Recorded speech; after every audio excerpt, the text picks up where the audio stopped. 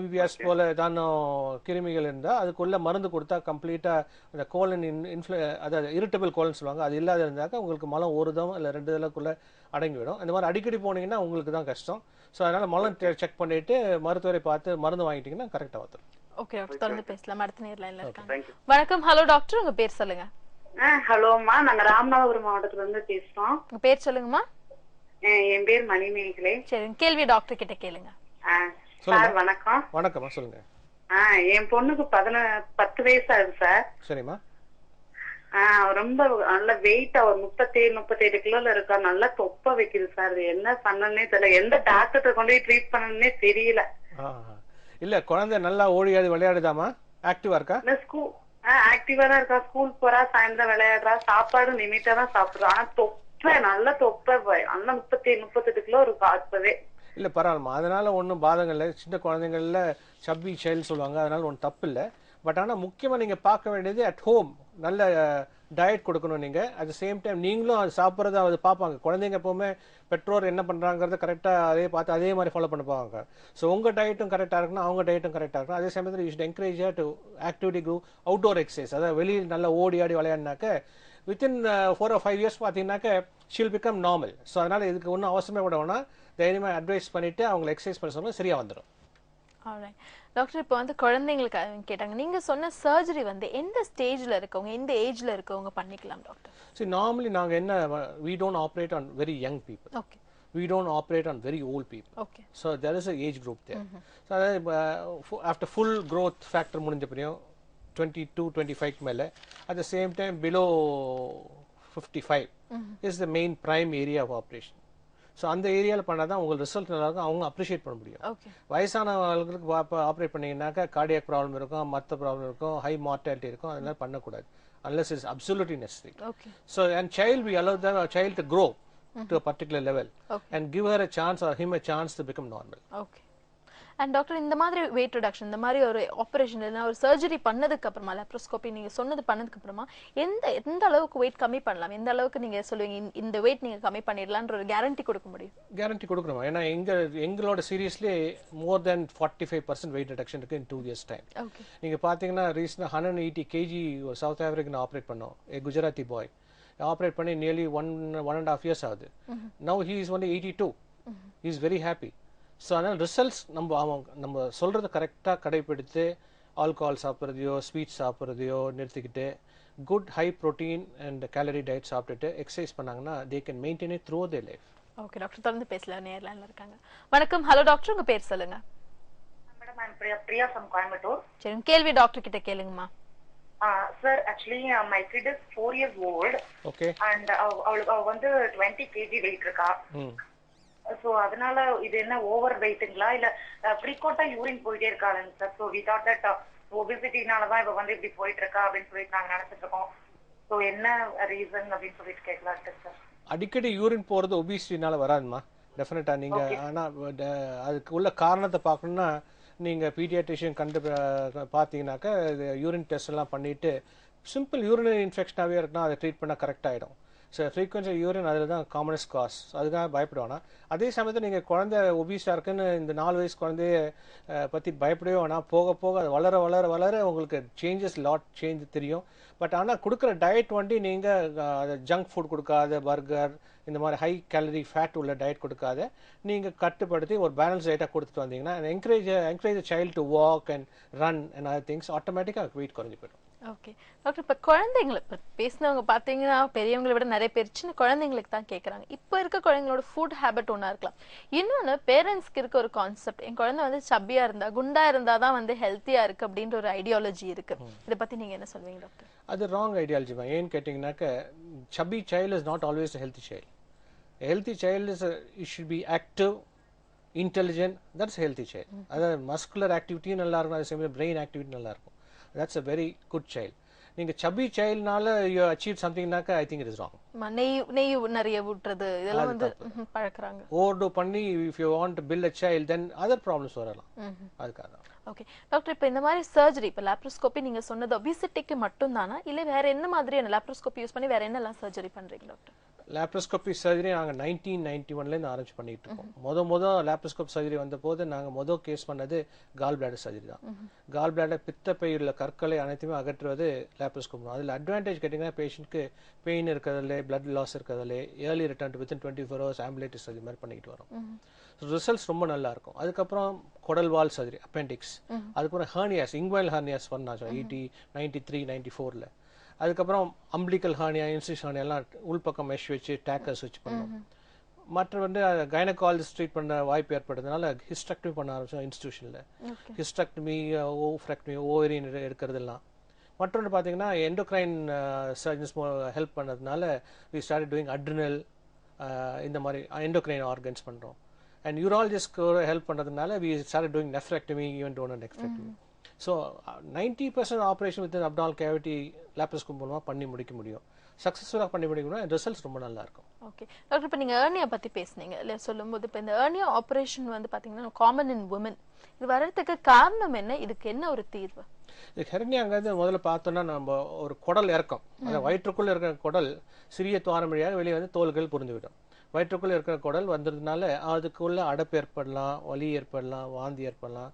அந்த ரத்த ஓட்டமே குடலுக்கு வெளியே வந்த ரத்த ஓட்டமே குறைஞ்சி ஸ்ட்ராங்குலேஷன் வரலாம், கேங்க்ரீன் வரது, உயிருக்கு அபாயம் கொடுக்கலாம். இது விமனுக்கு வர காரணம் ஏன்னு கேட்டிங்கன்னா டியூரிங் பிரெக்னன்சி இந்த மசில்லாம் ரொம்ப லூஸ் ஆகிடும், லிகமெண்ட்ஸ்லாம், பிகாஸ் எண்டோக்ரைன் சேஞ்சஸ். அந்த குழந்தை பிறக்கிறதுக்கு ஹெல்ப் பண்ணுறதுக்காக அந்த எண்டோக்ரைன் ஹார்மோன்ஸ்லாம் வருது. அந்த சமயம் சிசேரியன் செக்ஷன் பண்ணாக்க உங்களுக்கு அந்த சூச்சர்ஸ் மே நாட் ஹோல்ட், அதனால உங்களுக்கு இன்சிஷன் நிறைய வர வாய்ப்பு இருக்கு. இதுதான் மெயின் காரணம் பெண்களுக்கு வரதுக்கு. ஓகே டாக்டர், நான் தொடர்ந்து பேசல, ஒரு நேர் லைன்ல இருக்காங்க. வணக்கம். ஹலோ டாக்டர், உங்க பேர் சொல்லுங்க. வணக்கங்க, நான் நீலமலை மாவட்டம் கோத்தகிரியில இருந்து தமிழ்தாசனுங்க. சரி, கேள்வி டாக்டர் கிட்ட கேளுங்க சார். சொல்லுங்க சார். நன்றி ஐயா. வணக்கம். வணக்கம், சொல்லுங்க ஐயா. எனக்கு வயது 34ங்க ஐயா. சரிங்க. எனக்கு திருமணமாகி 2 குழந்தைங்க இருக்கிறாங்க. சரிங்க. எனக்கு நான் 5 அடி தான் உயரம். சரிங்க. ஆனா வெயிட் எனக்கு 64 கிலோ வெயிட் இருக்குங்க. ஆமாங்க. 64 கிலோ வெயிட் இருக்கேன். ஆனா என்னால நான் வேலை ரொம்ப கடுமையான வேலை தான் செய்யறேன். நான் பெயிண்டருங்க நானு. ஆனா அப்பப்போ எனக்கு இந்த மூட்டு வலி, முதுகு வலி எல்லாம் வருதுங்க. ஆனா ரொம்ப கொஞ்சம் குண்டாதான் இருக்கிற மாதிரி எல்லாருமே எனக்கு குண்டுன்னு தான் கூடுவாங்க. ஆனா இதுவரையிலும் எனக்கு எந்த விதமான தொந்தரவும் வரதில்லை. ஆனா சாப்பாடு எல்லாம் சரியா சாப்பிட்டுக்கிறேன், அதெல்லாம் ஒன்றும் பிரச்சனை கிடையாது. எனக்கு ஃபைல்ஸ் எனக்கு இருக்குது. எனக்கு இருக்குது. மலம் கழிக்கும் பொழுது கொஞ்சம் வலி வரும். அது கொஞ்சம் சித்தாவில் மருந்து எடுத்துட்டோம்னா அது கொஞ்சம் சரியாயிரும். ஆனா எனக்கு தொல்லையே எனக்கு இந்த முட்டிக்காலும் முதுகும் எனக்கு கடுமையான வலி இருக்குங்க ஐயா. ரொம்ப முக்கியமா நீங்க பார்க்க வேண்டியது உங்களுக்கு work, painting work, hard work. அதாவது நீங்க எல்லா ஜாயிண்ட்டும் யூஸ் பண்ணி ரூஃபை பெயிண்ட் பண்ணணும், ஃப்ளோரை பெயிண்ட் பண்ணணும், நிறைய வேலை இருக்குது. அந்த மாதிரி இருக்கும்போது ஜாயிண்ட் பெயின் வர்றது ரொம்ப நல்லது இல்லைங்க. ஏன்னு கேட்டிங்கனாக்க அந்த ஜாயிண்ட் பெயின் இந்த வயசுல வந்துருச்சுனாக்க போக இன்னொரு 15 years கழிச்சு பார்த்தீங்கன்னா அந்த ஜாயிண்ட்டே மூவ் பண்ண முடியாது உங்களால். அதுக்கு காரணம் என்னன்னு கேட்டால் உங்கள் வெயிட் தான். 100%. அந்த வெயிட்டை குறைக்கிறது தான் நல்லது. எப்படியான குறைக்கணும், அது எப்படி குறைக்கணும்னு பார்க்கணுன்னாக்க நீங்கள் முதல்ல எக்ஸசைஸ் ஏற்கனவே பண்ணிட்டு இருக்கேன், டயட் கட்டுப்படுத்தி பாருங்கள். அப்படி டயட்டில் கட்டுப்பாடு வரலைனாக்க ஆன்டி யூபிஎஸ்சி சர்ஜரி லேப்ரோஸ்கோப் பண்ணுறது நல்ல இண்டிகேஷன். இந்த மாதிரி பண்ணினாக்க உங்களுக்கு ரிசல்ட்ஸ் நல்லாயிருக்கும். அட் த சேம் டைம் ஃப்ளெக்சிபிலிட்டியாக ஒர்க்கும் கிடைக்கும். உங்களுக்கு சேம் டைம் அந்த காம்ப்ளிகேஷன், ஜாயிண்ட் ப்ராப்ளம்லாம் காம்ப்ளிகேட் ஆகி உங்களை ஒர்க்லேருந்து இன்ஹிபிட் பண்ணாத இருக்கிற அளவுக்கு உங்களுக்கு ரிசல்ட்ஸ் கொடுக்கும். டெஃபினட்டாக good candidate for laparoscopic bariatric work. நீங்கள் பாருங்கள், அதை மருத்துவரை அன்றைக்கி கேட்கலாம். ஓகே டாக்டர், இப்போ நீங்கள் ஏர்னியா பற்றி சொன்னீங்க. ஏர்னியாவுக்கு நீங்கள் என்ன மாதிரி ட்ரீட்மெண்ட் கொடுக்குறீங்க? உங்கள் சர்ஜரிஸ் எந்த அளவுக்கு ஹெல்ப் பண்ணுது? சர்ஜரிஸ் தான் ஒன்லி ட்ரீட்மெண்ட். ஹேர்னியாங்கிறது குடல் இருக்கும். It's mechanical defect. அது சர்ஜரி மூலமாக தான் பண்ணணும். இது 90% ஹேர்னியாஸ் நாங்கள் லேப்ரோஸ்கோப் மூலமே பண்ணி முடிச்சிடறோம். 10% ஹேர்னியாஸ், அதாவது உங்களுக்கு உள்ளே குடல் உள்ளாலே போகாத, ஒருவேளை அடுக்கி போயிருந்தாக்க, எமர்ஜென்சியாக வந்தாக்க, இல்லை அசோசியேட் பர்ஃபரேஷனோட வரும், ஓட்டை விடுது, அந்த மாதிரி காம்ப்ளிகேஷன்ஸ்லாம் ஓப்பன் தான் பண்ணுறோம். இது பார்த்தீங்கன்னா இங்குவல் ஹெர்னியாவுக்கு உங்களுக்கு மெஷ்ஷை வைத்து உங்களுக்கு ஹெர்னியா வராத மாதிரி தடுத்து விடலாம். இப்போ ரீசெண்டாக நாங்கள் டேக்கர்ஸை யூஸ் பண்ணுறது, அதாவது ஃபிக்ஸ் பண்ணுற மெட்டீரியல் யூஸ் பண்ணாத பண்ணுறோம். அதனால பெயின் வரதில்லை இருக்கும். அதே சமயத்து அம்பிளிக்கல் ஹெர்னியா, இன்சிஷனியாவுக்கு செக்யூருங்கிற மெஷ் வச்சு, அதை ஃபிசியோங்கிற மெஷ் வச்சு செக்யூர் டேக்கர்ஸ் போடும். அந்த டேக்கர்ஸ் அப்சார்பிள் டேக்கர்ஸ், அதாவது அது கொஞ்ச நாள்லேயே உடம்பா போயிடும். ஸோ அதனால மெட்டல் யூஸ் பண்ணதுனால பெயின் வரதுல ரிசல்ட்ஸ் நல்லா இருக்குது. ஓகே. ஸோ 100% ரிசல்ட் கிடைக்கும் மெஷ் யூஸ் பண்ணா. இப்போ இந்த ஹெர்னியா காமன் இன் விமன், அதுவும் அதுக்கப்புறம் பிரெக்னன்சி டெலிவரிக்கு அப்புறம் அப்படின்னு சொன்னீங்க. ஸோ இதுக்கப்புறம் வந்து இவங்களுக்கு இந்த வயிறு பெருசா வருது இல்லைன்னா வந்து வயிறு தொங்கி போறதுன்னு ஒரு பிரச்சனை இருக்கு, இதுக்கு என்ன மாதிரி ட்ரீட்மெண்ட் கொடுக்கலாம்? நீங்க பாத்தீங்கன்னாக்க ஆஃப்டர் பிரெக்னன்சி கொஞ்சம் கொஞ்சமா குடல் இறங்கி பெருசாகி சில பேர் பாத்தீங்கன்னாக்க நீ ஜாயிண்ட் மட்டும் இருக்கும் அந்த பெண்டுலஸ் அப்டோமினல் வித் ஹெர்னியா. அந்த மாதிரி இருக்கும்போது டெஃபினட்டா ஆப்ரேஷன் தான் செய்யணும். நாங்க என்ன பண்றோம்னாக்கா லேப்ரோஸ்கோப் செய்ய மாட்டோம். அந்த மாதிரி கேஸ்க்கு டமி டக் ப்ரொசீஜர் பண்ணுவோம். அதாவது எக்ஸஸ் உள்ள ஸ்கின் அனைத்துமே எடுத்துரும். எடுத்துட்டு உள்ள இருக்க ஹெர்னியாவை அகற்றிவிட்டு உள்ளே பொருத்திட்டு அந்த துவாரம் அந்த வந்த துவாரத்தை மெஷை வைத்து செக்யூர் பண்ணிட்டு எக்ஸஸ் ஃபேட்லாம் மேல் பக்கத்துல எடுத்துட்டு தொப்புள் அளவில் அதாவது அம்பிளிகஸ் அளவுலேருந்து கீழே போன் அளவுக்கு ட்ரையாங்குலர் பீஸ் ஸ்கின் எடுத்துட்டு உங்களுக்கு லைப்போசெக்ஷன் பண்ணா தின் ஆயிடும் ஸ்கின். இழுத்தீங்கன்னா கம்ப்ளீட்டா கீழே வந்து சூச்சர் பண்ணுவோம். பிக்னி ஸ்கார்னு சொல்லுவாங்க. அந்த புது இடத்துல புது அம்பிளிகஸ் வைக்கலாம், நியூ அம்பிளிகஸ். அந்த மாதிரி வைக்கும்போது 2 things அச்சீவ். 1, ஹெர்னியா ஆப்ரேஷன் செக்யூரா இருக்கிறது, ஏன்னா we are going through a mesh repair. அதே சமயத்துல இங்க பாத்தீங்கன்னாக்க இந்த கான்டூர் ஆஃப் தி விமன், அந்த virgin abdomen before child birth உள்ள அப்டோமன் அப்படியே கொண்டு வர முடியும். இந்த ஃபிளாட்னஸ், புது அம்பிளிகஸ், சைட் கான்டூர் அனைத்துமே கொண்டு வர முடியும். இந்த ரிசல்ட்ஸ் ரொம்ப நல்லா இருக்கும். they appreciate this operation lot. நல்ல ரிசல்ட் கிடைக்கும். Okay doctor. அதே மாதிரி இந்த ஒபேசிட்டிக்கு இப்போ லேப்ரோஸ்கோபி சொன்னீங்க, இந்த மாதிரி ஆப்ரேஷன் பண்ணும்போது என்ன பக்க விளைவுகள், அதுக்கப்புறமா அவங்களோட டே டு டே லைஃப் வந்து கேஷுவலா எப்பவுமே இருக்கிற மாதிரி இருக்கலாமா? எப்பவுமே இருக்கிற மாதிரி ஒர்க் வைஸ் இருக்கலாம், பட் ஈட்டிங் ஹேபிட்ஸ், எக்ஸசைஸ் இதெல்லாம் கம்ப்ளீட்டா ஷுட் சேஞ்ச். ஏன்னா உங்களை சக்ஸஸ் ஆப்ரேஷன் எப்பவுமே அந்த டைப் ஆஃப் டயட்ல தான் இருக்கு. நீங்க ஃபார் எக்ஸாம்பிள் ஆப்ரேஷன் பண்ணிட்டு அவங்க போயிட்டு ஆல்கஹால் சாப்பிட்டாலோ அல்லது ஹை ஸ்வீட் ஈட்டர்ஸ் சொல்லுவாங்க, அந்த மாதிரி சாப்பிட்டாக்க அந்த லிட்டில் ஃபுட்லேருந்தே உங்களுக்கு கேலரி மோர் தென் 2000-3000 கேலரி கிடைச்சிது. ஸோ அந்த entire operation can fail. So it's important diet schedule இருக்கணும், at same time graded exercise இருக்கும். இந்த டிசிப்ளின் இல்லாட்டி இந்த ஆப்ரேஷன் பண்ணக்கூடாது. ஏன்னா before doing this operation we get a psychological opinion patient and also written concern, அதாவது they will follow the diet pattern. அதுக்கப்புறம் தான் we can do this operation. Okay doctor, தொடர்ந்து பேசலாம். நேர் லைன்ல இருக்காங்க. வணக்கம். ஹலோ டாக்டர், உங்க பேர் சொல்லுங்க. மேடம் வணக்கம். மேடம் வணக்கம், உங்க பேர் சொல்லுங்க. என் பேர் மணிமேகலை, நான் திருப்பூர்ல இருந்து பேசுறேன். சரி, கேள்வியை டாக்டர் கிட்ட கேளுங்க. ஓகே சொல்லுமா. சார் வணக்கம் சார். வணக்கம், சொல்லுமா. எங்க பொண்ணுக்கு 14 வயசு ஆகுதுங்க சார். அவளுக்கு வந்து பாத்தீங்கன்னா உடம்பு வந்து ரொம்ப லீனா இருக்கு. 39 கிலோ தான் இருக்கா. சாப்பிட்டா பாத்தீங்கன்னா ஒரு 2 இட்லி 3 இட்லி சாப்பிட்டா மறுபடியும் வந்து வாமிட் வர மாதிரி இருக்கு. ஒரு எக்ஸ்ட்ரா வந்து சாப்பிட முடியறது இல்ல. தோசைன்னா ஒரு தோசை தான் சாப்பிடுறா. அதுக்கு மேல அப்படியே வாமிட் வர மாதிரி இருக்கு, என்னால சாப்பிட முடியல அப்படின்னு சொல்லிடுறாங்க சார். இது என்ன சார் காரணம்? இல்லம்மா, உங்க குழந்தைய டெஃபினட்டா இவாலுவேட் பண்ணணுமா. ஏன்னு கேட்டீங்கன்னாக்கா ஃபுல் கோட்டா ஆஃப் டயட் சாப்பிடல, வெயிட் போடலன்னு சொல்றீங்க. அதுக்கு முக்கியமான காரணங்கள் பார்க்கணும். அதாவது டைஜஸ்ட் சிஸ்டம் நல்லா இருக்கா, இல்லை வேற ஏதாவது கிருமிகள் இருக்கா, ஸோ தட் அவளுக்கு சாப்பிட்ட உடனே வயிறு ஃபுல்லாகி வாந்தி வரா மாதிரி ஒரு சிம்டம்ஸ் ஏற்படுதான்னு பார்க்கணும்.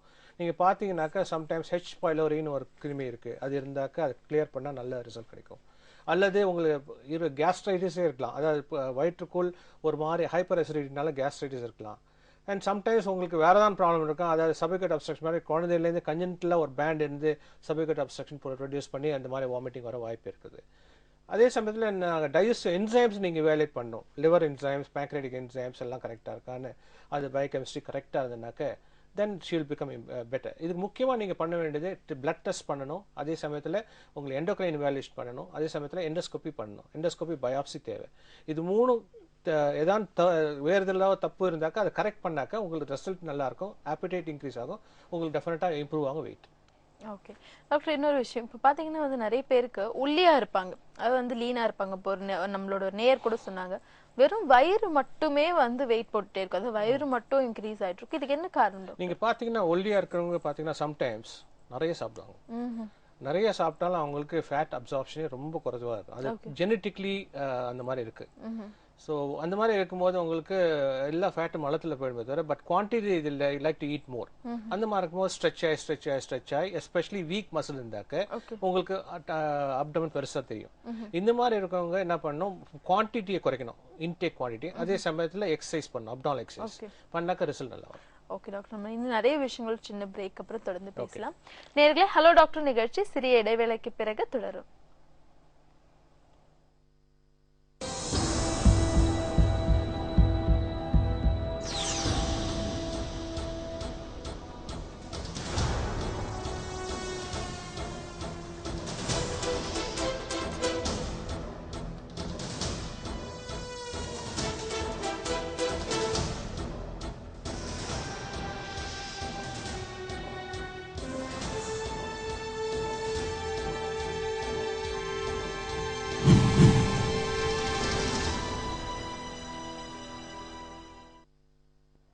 Welcome back to the show. Oxymed hospitals வழங்கும் ஹலோ டாக்டர் நிகழ்ச்சி தொடர்கிறது. ஸோ டாக்டர், நீங்க வந்து டமி